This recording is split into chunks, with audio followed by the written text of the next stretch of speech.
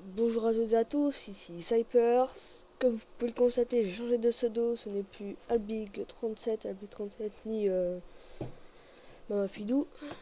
C'est en faisant une vidéo avec Flash sur mon serveur que j'ai trouvé ce pseudo.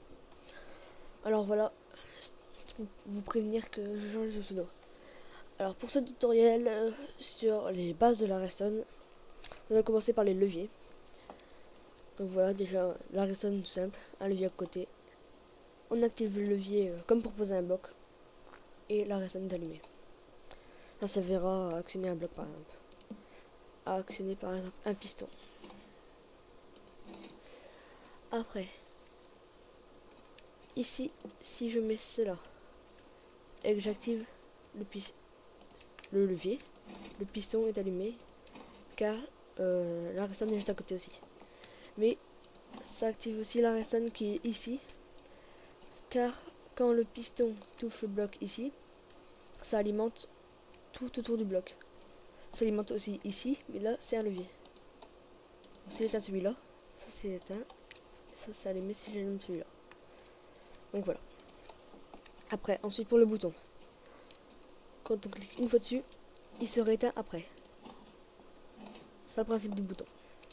Alors, si on le met sur un bloc, ça fait pareil, ça fait tout autour. Comme si je casse cette redstone là et que je la mets trop loin, ça ne va pas l'actionner. Il faut toujours que ce soit relié. Là, on peut pas en mettre parce que c'est la place du bouton. Même s'il est pas gros. Alors voilà. Après, je mets le levier vite fait ici. Pour vous montrer cela. Alors voilà. La redstone là est éteinte car elle n'est pas illuminée. Je l'allume. Le piston ici qui était posé en dessous à la bonne hauteur, ça veut dire je pose un piston là, je pose un piston là, je fais passer la redstone, j'allume, que le piston qui est en bas qui est sélectionné. Car pour allumer ce piston, il ne faut pas juste passer à côté car il est à la même hauteur que la redstone. Il faut le faire rejoindre. Que la redstone aille vers le piston. Là, je peux en mettre très bien un côté. Et ça lèvera aussi. Mais comme ça ne se lèvera pas. Donc voilà. Après, la dalle de pression. La dalle de pression en bois, vous avez juste à jeter un objet dessus. Ou marcher dessus. C'est la même chose. La dalle de pression en pierre, il faut obliger marcher dessus. Les objets en bois ne sont pas... les objets ne peuvent pas l'actionner.